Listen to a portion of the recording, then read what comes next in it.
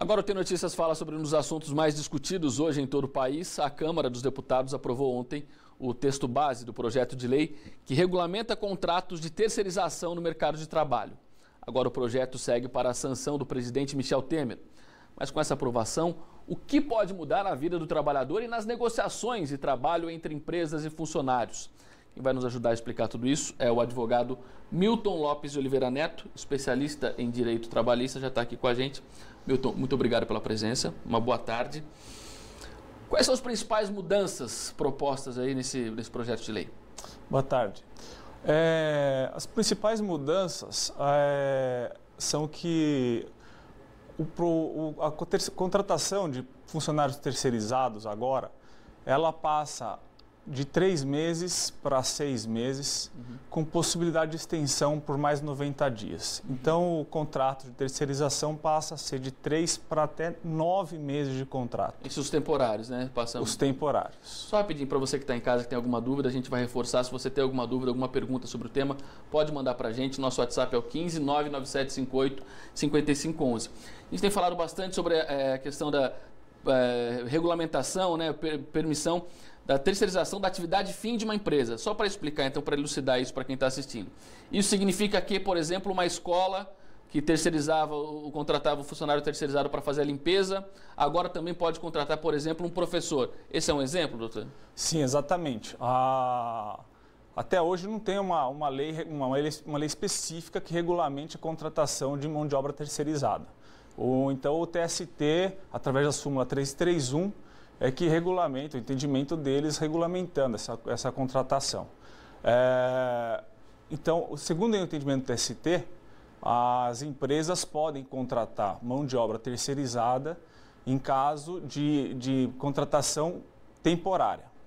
Mas as empresas só podem fazer essa contratação para as atividades meio. Ou seja, uma empresa, uma montadora de carros, ela só pode contratar os empregados para empregar na limpeza, manutenção, segurança, mas não para empregar na montagem dos carros. A partir de agora, isso ficaria, então, permitido? Hoje, se aprovado, isso vai ser permitido. Uma escola poderia contratar professores. Então, isso, na sua opinião, isso pode ser um retrocesso nos direitos trabalhistas, nas leis trabalhistas? Isso pode significar isso, não? Sem dúvida, na medida que os funcionários terceirizados, o levantamento é que eles ganham, em média, 30% menos do que os funcionários que trabalham na atividade fim.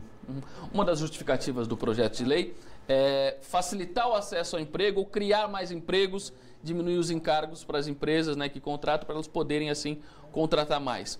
Na sua visão, o trabalhador que hoje tem carteira assinada pode sair prejudicado? Sim, a estimativa dos críticos, né, do projeto é de que haverá demissões em massa, né? Com a aprovação do projeto. E os direitos do trabalhador que eventualmente vai passar a ser um trabalhador contratado por uma outra empresa, vai ser um funcionário terceirizado e não mais um seletista, que a gente fala. Quais serão os direitos desse funcionário? Na verdade, assim, como essa lei ela precariza os direitos do trabalhador, mas como a Justiça do Trabalho ela passa por cima, o que vale, na verdade, é o que se passa na realidade dos fatos, né?